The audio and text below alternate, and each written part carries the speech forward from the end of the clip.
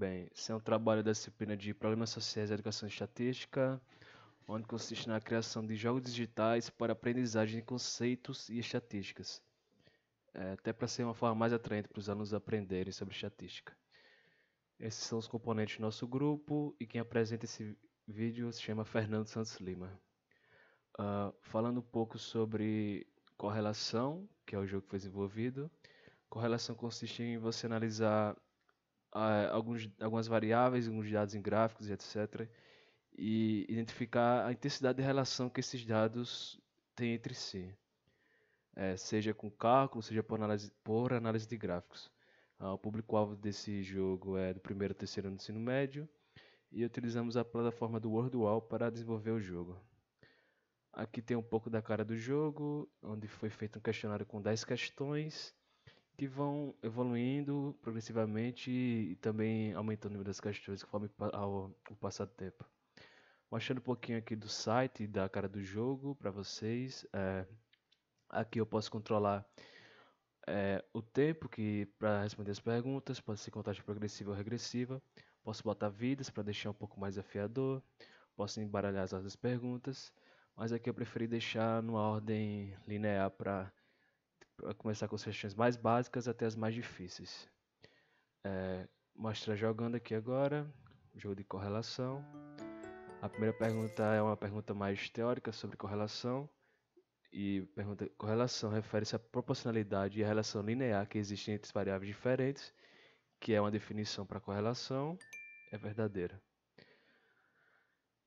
Já na próxima pergunta, pergunta 2, eu botei um gráfico e pergunto que tipo de correlação representa esse gráfico. E este gráfico aqui representa uma correlação positiva. Na pergunta 2, de a mesma forma, uma questão mais conceitual. Perguntei que tipo de correlação seria essa aqui. É um pouco parecida com a outra, só que pode ver que está inverso aqui, então ela é uma correlação negativa. E o interessante desse jogo é que tem uma tabela de classificação aqui para competição entre os alunos, para ver quem está conseguindo fazer mais rápido, etc. E tem pontuação e tempo aqui do lado. Como eu disse, eu posso manipular tudo aqui. Partindo para a quarta pergunta, eu botei três tipos de correlações de gráficos, etc. E perguntei quais são as forças de cada um desses gráficos, respectivamente, de cima para baixo. E o primeiro gráfico, que é esse aqui, é uma correlação fraca. Esse aqui, por os dados estarem muito dispersos, é correlação nula. E nesse aqui, como podemos ver, tem uma relação forte, porque as variáveis estão muito juntas. Então, é fraca, nenhuma e forte. Essa aqui já foi com alguns dados que foi desenvolvido através de Excel e eu montei um gráficozinho que relaciona horas de estudo dos alunos com a nota da prova, para ver se existe uma correlação forte em relação a isso. Ou seja, quanto mais horas de estudo, será que é maior a nota? Existe uma correlação forte entre esses dados? E a resposta foi forte e positiva. Ou seja, existe uma correlação muito forte entre horas de estudos e as notas tiradas dos alunos na prova. Outra questão conceitual que agora aqui se refere ao coeficiente de correlação, que é uma forma de se calcular se existe uma correlação forte entre variáveis, não precisando apenas do gráfico. Existem várias formas de calcular, mas a que é mais comumente usada é a do coeficiente de Pearson. E a pergunta é: o coeficiente de correlação próximo de 1 e menos 1 é forte e próximo de 0 é fraco? Verdadeiro, pois esse coeficiente ele só vai de 1 a menos 1, enquanto mais próximo dos extremos, que é 1 a menos 1, ele é mais forte. Aqui já é a questão do gráfico das horas de estudos dos alunos com a nota, só que em vez de pôr o gráfico, eu botei os dados. E a partir desses dados, deve-se calcular o coeficiente de correlação desses dados aqui da hora de estudos e nota e verificar qual o valor desse coeficiente de correlação.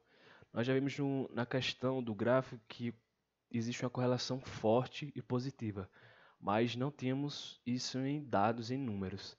E quando se calcula o coeficiente de correlação através da forma coeficiente de correlação de Pearson, se tem que é 0,98, ou seja, muito próximo de 1, então existe uma correlação forte, como a gente já tinha visto antes. A próxima pergunta é uma pergunta que é meio que uma pegadinha para ver se os alunos pegaram bem a ideia, etc. E a pergunta é: toda correlação negativa é fraca? E a resposta é falsa, porque não necessariamente. Uma correlação negativa pode ser forte também. O fato dela ser negativa quer dizer que os dados eles vão diminuindo com o passar do tempo, só por isso. Mas ela pode ser tanto fraca quanto forte.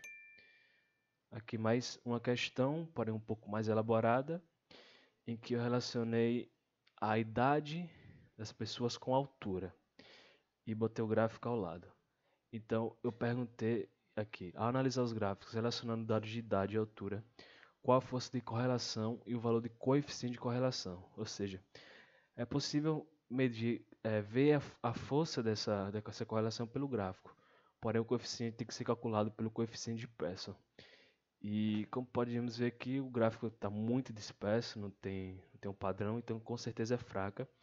Mas pelo coeficiente de Pearson a gente tem um valor numérico, encontramos que é fraca e 0,27.